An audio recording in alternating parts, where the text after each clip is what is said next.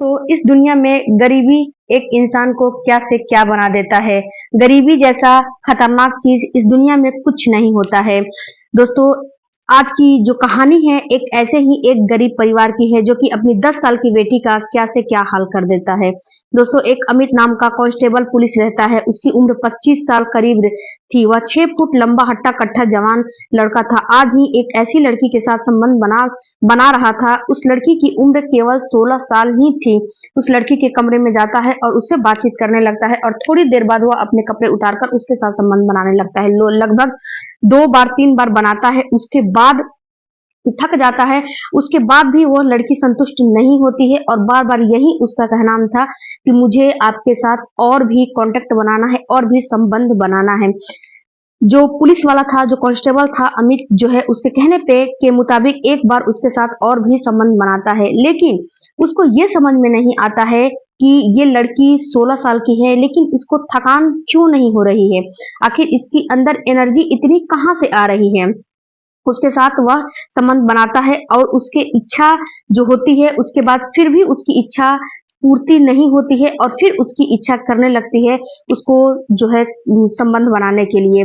इसके बाद वह जो पुलिस वाला था हैरान और परेशान हो जाता है। यह सोचने लगता है कि आखिर 16 साल की लड़की ऐसा कह कैसे सकती है। फिर अगले दिन जब सुबह होता है तो यह नहा के तैयार होकर पुलिस स्टेशन जाने के लिए तैयार हो जाता है और अपने स्टेशन में पुलिस स्टेशन में बैठ के सोचता है कि आखिर एक 16 साल की लड़की की इच्छा कैसे हो सकती है, आखिर इसका राज क्या है। फिर दोस्तों, इसी सोच विचार में शाम हो जाती है। शाम के समय में अपने घर पर आता है, फिर खाना पीना खाता है और रात के 10 बजे करीब फिर उसके कमरे में जाता है। लड़की के साथ फिर से संबंध बनाता है। लगभग 2 से 3 बार उसके साथ संबंध बनाता है, लेकिन ये तो थक जाता है, लेकिन वो लड़की नहीं थकती है। वह लड़की बार बार इससे यही बात कह रही होती है कि हमें आपके साथ और भी संबंध बनाने हैं।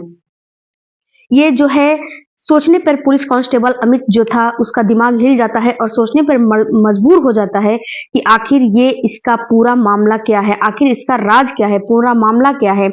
क्या क्या होता है फिर दोस्तों, जैसे तैसे करके वह उसको फिर से समझा देता है और सुला देता है। फिर अगले दिन जब सुबह होता है तो यह पहले तैयार होकर उस लड़की के घर पर चला जाता है, यानी कि उसके मायके में चला जाता है, उसके माता पिता के घर पर चला जाता है और उनको पूरी कहानी बताता है कि मैं आपकी लड़की के साथ कितनी बार भी संबंध बना लूं, लेकिन उसकी इच्छा मरती नहीं है, ज्यादा करती है। उसको काम वासना और भी ज्यादा बढ़ने लगती है और उसकी काम वासना और भी ज्यादा जागृत हो जाती है। आखिर इसका राज क्या है, मुझे ये बात जाननी है कि उसके साथ ऐसा क्यों हो रहा है। तब उसके माता पिता एक ऐसे राज से पर्दा उठाते हैं, एक ऐसे राज के बारे में बताते हैं जो कि पुलिस कांस्टेबल सुन के बिल्कुल भी अचंभित हो जाता है कि गरीबी इस हद तक होती है कि लोग क्या से क्या करने लगते हैं। इस कहानी को सुनने के बाद आपके भी होश उड़ने वाले हैं, आप भी दंग रह जाओगे और यह सोचने पर मजबूर हो जाओगे कि एक माता पिता अपनी 16 साल की बेटी के साथ ऐसा कैसे कर सकते हैं। इसीलिए इस कहानी में आप अंत तक बने रहिएगा, क्योंकि इस कहानी से आपको एक बहुत बड़ी जो है सीख मिलने वाली है। बाकी दोस्तों, हमारी आप लोगों से एक ही छोटी सी रिक्वेस्ट है, अगर अभी तक आपने मेरे चैनल को सब्सक्राइब नहीं किया है तो सब्सक्राइब जरूर कर लेना। दरअसल दोस्तों, यह कहानी शुरू होती है शेखपुरा गांव से, जहां पर संदीप नाम का एक व्यक्ति अपने परिवार के साथ रहता था। संदीप की 5 बेटियां थी, इसका कोई भी बेटा नहीं था। संदीप की पत्नी भी यह अपने परिवार का पालन पोषण खेती किसानी करके किया करता था। किसी तरह की कोई दिक्कत परेशानी नहीं थी। मार्च 2024 होली का त्योहार का समय था। संदीप की बड़ी बेटी का नाम निशा होता है। इसकी उम्र 16 साल के करीब थी। निशा अपनी सहेलियों के साथ बड़े धूमधाम से होली का त्योहार मना रही थी। शाम के 4 के करीब अपने घर पर आती है और नहाने के लिए बाथरूम चली जाती है और निशा के माता पिता को गुंडे आकर बंदी बना लेते हैं और वो जो बदमाश रहते हैं वो निशा के बाथरूम में घुस जाते हैं और उसे से छेड़छाड़ करने लगते हैं। उसका अश्लील वीडियो भी बनाते हैं, उसके फोटो भी खींच लेते हैं। उसके बाद संदीप की जो छोटी लड़की होती है वह तुरंत घर से बाहर निकलती है। उसका दिमाग थोड़ा सा काम करता है और जो पड़ोसी होते हैं उनको पूरी कहानी बताती है और पड़ोसियों को अपने घर लेकर आ जाती है। पड़ोसी की मदद से लोग जो पड़ोसी थे वो पुलिस को फोन कर देते हैं और उसी शहर में ये जो पुलिस कांस्टेबल होता है, पुलिस कांस्टेबल इनके घर आ जाता है। पुलिस की टीम जब आती है, उसमें एक अमित नाम का एक लड़का होता है। उसकी उम्र 25 साल के करीब थी। इसकी हाइट भी 6 फुट की जवान जवान वो जवान लड़का था। जब निशा को देखता है तो देखते ही दंग रह जाता है। इसके होश उड़ जाते हैं क्योंकि निशा देखने में बेहद ही खूबसूरत लड़की थी और एक जो होती है ना कि परी, बला की परी लग रही थी। अगर कोई भी इंसान उसे देखे तो एक ही नजर में पसंद कर लेता, मोहित हो जाता। ऐसे जो निशा का जो बला था, जो सुंदरता था, ऐसे उसका निखरा हुआ था। जो ये कांस्टेबल था, निशा से शादी करना चाहता था। इससे प्यार, पहली नजर में प्यार करने लगा था। फिर वह तीनों बदमाशों को लेकर पुलिस स्टेशन पहुंच जाता है और इनसे पूछताछ करने लगता है कि आखिर वह उसके घर में क्या करने के लिए गए थे, उनका मकसद क्या था। फिर यह तीनों बदमाश अपना जुर्म कबूल कर लेते हैं और इसको बताते हैं कि क्या उसके घर में करने गए थे। आगे के वीडियो में आप लोग को जानने को मिलेगा। अमित जो होता है, इन तीनों बदमाश को फोन से वह वीडियो सारी डिलीट करवाता है और वह फोटो भी डिलीट करवा देता है और उनके ऊपर मुकदमा दर्ज करके इनको जेल भेज देता है। दोस्तों, अमित जो पुलिस स्टेशन में निशा के बारे में ही सोच रहा था, हर वक्त उसी का ख्याल उसको आ रहा था।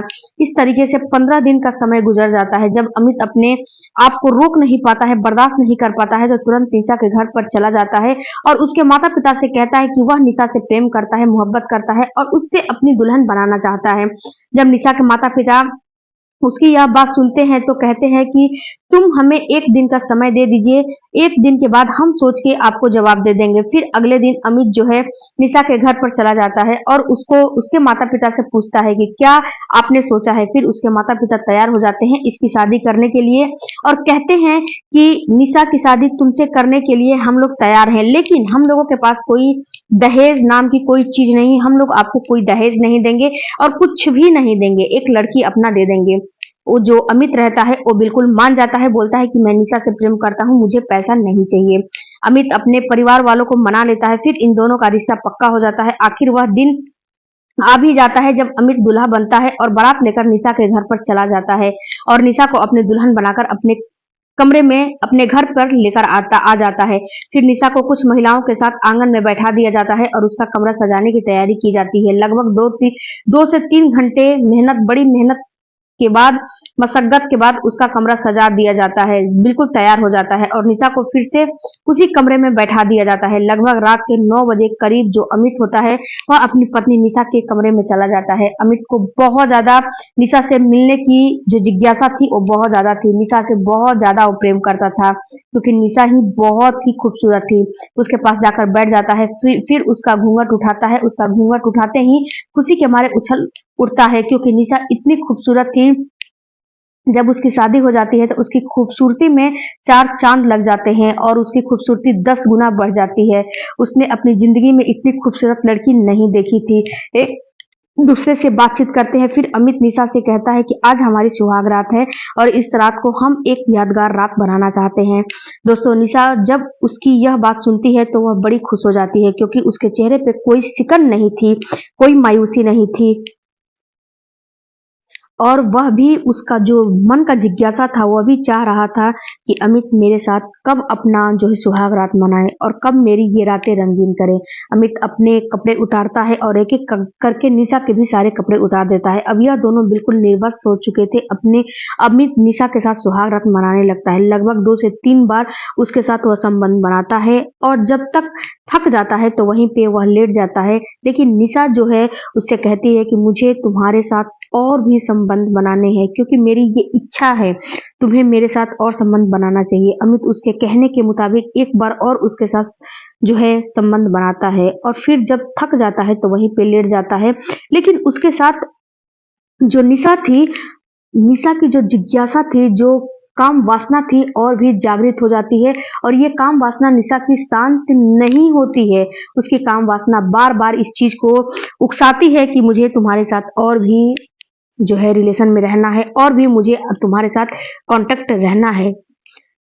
आखिर जो उसका पति था वह बिल्कुल सोचने लगता है कि आखिर ये 16 साल की लड़की ऐसा कैसे कह सकती है और उसको जो है समझा बुझा के बोलता है, सुला देता है कि सुबह फिर से हम लोग यही काम करेंगे। दोस्तों, फिर अगले दिन सुबह होती है। अमित नहाता है और तैयार होता है और अपने पुलिस स्टेशन पहुंच जाता है। पुलिस स्टेशन पहुंचने के बाद वह यही सोच विचार कर रहा था कि उसकी जो पत्नी है वह एक 16 साल की लड़की है, कच्ची कली है, उसको तो कुछ पता ही नहीं है कि आखिर सुहागरात होता क्या है। लेकिन एक 16 साल की लड़की ऐसा कैसे कह सकती है कि उसकी इच्छा और कर रही है, उसका मन और कर रहा है। इसी सोच विचार के में दोस्तों शाम हो जाती है। फिर शाम के समय ही अपने घर पर आता है, खाना पीना खाता है और रात के 10 बजे के करीब वह अपनी पत्नी निशा के कमरे में चला जाता है।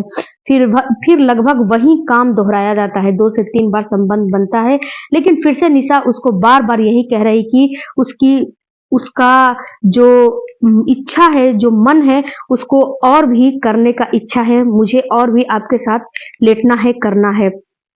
लेकिन उसका जो पति था वो बिल्कुल थक चुका था और फिर से वह समझाता है और उसको सुला देता है और ये सोचने लगता है कि आखिर इसका राज क्या है, पूरा मामला क्या है।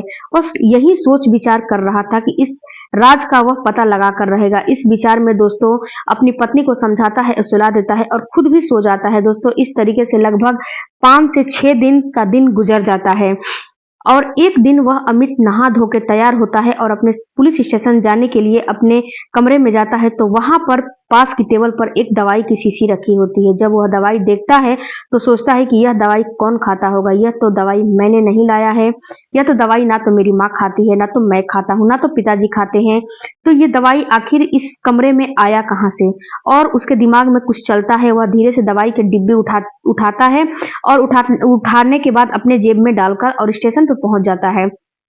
जब वह पुलिस स्टेशन जाता है, जब वहां से उसकी ड्यूटी खत्म हो जाती है, तो वह निजी के एक वहीं पे अस्पताल होता है, वहां पे चला जाता है। जब वहां पे अमित जाता है तो वहां पे एक डॉक्टर से अमित की जान पहचान होती है, दवाई को वह दिखाता है। जब दवाई को अमित दिखाता है तो जो डॉक्टर होती है वो यह दवाई देख के बताती है कि यह शक्तिवर्धक दवाइयां हैं, हार्मोन बढ़ाने वाली दवाइयां हैं। यह दवाइयां कम उम्र की लड़कियों को खिलाई जाती है ताकि कम उम्र में उनका शरीर विकसित और विकास हो जाए, बड़ा दिखने लगे। यह दवाई ज्यादातर होठों पे इस्तेमाल की जाती है। जब अमित जो डॉक्टर की यह बात सुनता है तो वह परेशान हो जाता है, उसके होश उड़ जाते हैं और वह उस दवाई को लेकर अपने घर पर आ जाता है। दोस्तों अमित को अब पूरी कहानी समझ में आ चुकी थी कि निशा उसके साथ इतना संबंध बनाने के लिए बार बार क्यों कहती थी, क्यों उसकी इच्छा करती थी, क्योंकि वह इन गोलियों का इस्तेमाल करती थी। आखिर निशा ही इन गोलियों का इस्तेमाल करती थी तो आखिर क्यों करती थी, क्या कारण रहा होगा, आखिर इसकी वजह क्या थी, क्या इसका राज है। और वह इसका राज पता लगाने के लिए पूरी तरीके से कोशिश करने लगता है, निशा से पूछता है। लेकिन उस समय निशा जो है बिल्कुल मुकर जाती है, बोलती है मैं ये दवाइयां नहीं खाती हूँ। निशा यहाँ पे झूठ बोल देती है क्योंकि जो उसके माँ बाप थे उसको ये बात सिखाए हुए थे कि तुम्हें सच्चाई नहीं बतानी है अपने पति से। तो एक दिन अमित समय निकाल ससुराल चला जाता है, यानी कि निशा के माता पिता के घर चला जाता है और उससे जाकर कहता है कि जब भी मैं आपकी बेटी के साथ संबंध बनाता हूँ तो उसकी इच्छा और करती है, उसकी इच्छा खत्म नहीं होती है।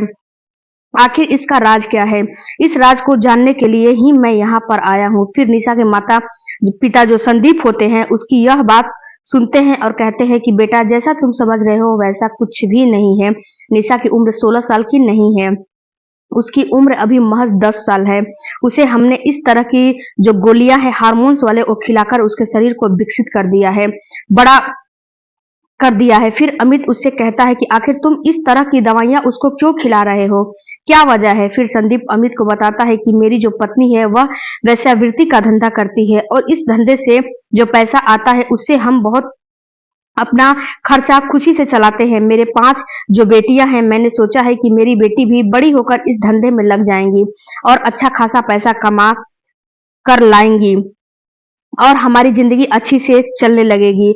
और लेकिन उसकी उम्र अभी कम थी, इसीलिए मैंने उसको इस तरह की गोलियां खिलाई, इस तरह की शक्तिवर्धक गोलियां खिलाई ताकि कम उम्र में उसका जो शरीर है वह विकसित हो जाए, बड़ा हो जाए और इस धंधे में लग जाए। यह सुनकर जो अमित था वह बिल्कुल दंग रह जाता है, उसके होश उड़ जाते हैं। अपनी सास से कहता है कि आज के बाद तुम यह धंधा करने की तुम्हें कोई जरूरत नहीं है और किसी भी लड़की को यह दवाई खिलाने की कोई जरूरत नहीं है। जो भी पैसा होगा, जो भी खर्चा होगा आपका, मैं आपका उठाऊंगा, उसको उठाने के लिए मैं तैयार हूँ। संदीप अपने दामाद की यह बात सुनता है तो खुशी से झूम उठता है और उसकी आंखों से आंसू आ जाती है। और उससे कहता है कि बेटा आज तुमने हमारी आंखें खोल दी है, आज के बाद यह धंधा हम बिल्कुल नहीं करेंगे और जो दवाइयां हैं मेरे पास है इसे भी हम फेंक देंगे। मैं किसी भी लड़की को यह दवाई नहीं खिलाऊंगा। उसके बाद अमित वहां से चला जाता है और अपनी पत्नी निशा को लेकर एक अस्पताल में जाता है और वहां की जो लेडीज डॉक्टर होती है उनको वह पूरी कहानी बताता है और कहता है कि आप मेरी पत्नी का इलाज करिए। और जो निशा होती है उसकी इलाज शुरू हो जाती है, लेकिन जो कांस्टेबल होता है काफी समझदार होता है।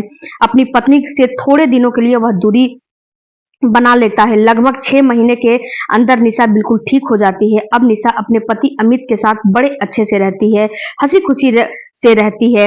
इनका किसी तरह का कोई भी इनको परेशानी और दिक्कत नहीं होती है।